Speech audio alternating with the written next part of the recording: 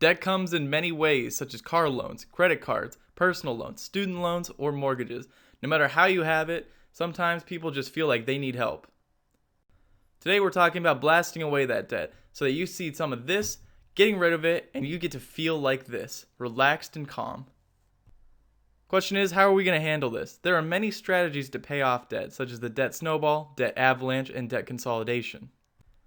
Today, we're going to be talking about the debt snowball. This strategy was made famous by Dave Ramsey, who was quoted as saying, "Come at that debt with a vengeance. Sell so much stuff, your kids think they're next." What's the plan with this? The debt snowball strategy is simple. Pay off the lowest balance debt first.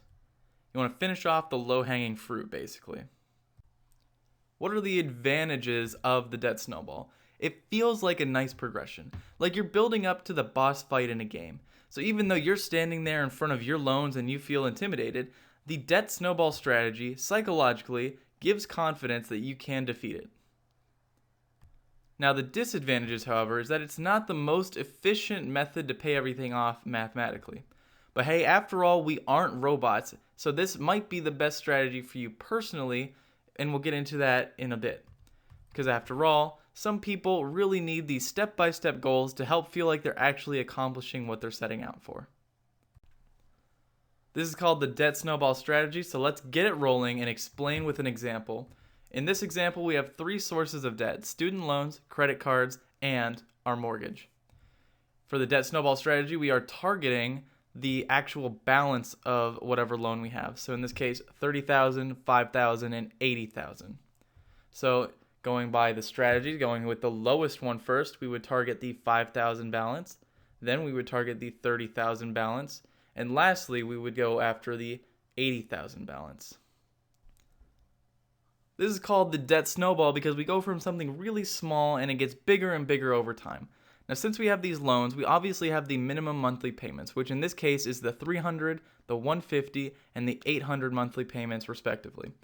So going after the credit cards first, that means that we're going to pay off that credit card balance as fast as possible so that we no longer have to pay the monthly bill for the credit cards of $150. What will happen is after we paid off the credit cards, that $150 monthly is no longer needed. Now this amount of $150 can go into the next payment of the student loans. So it's like you're saying, here's an extra $150 payment towards that loan since it's no longer needed for the credit cards. Then what will happen is after you pay off the credit cards and that's totally paid off, that $150 monthly is no longer needed, just like it was before. And we notice that now that we've paid off the student loans, that $300 monthly payment is no longer needed, so it can go into the next debt. And the next debt is the mortgage. So the $150, in addition to the $300 of the monthly from the student loans, will be going into the mortgage. So here's an extra $450 payment towards that loan. In our last stage, where we've paid off the student loans, we've paid off the credit cards, and now we've paid off the mortgage. So here's an extra $1,250 payment towards whatever I want because I no longer have to pay those monthly minimum balances.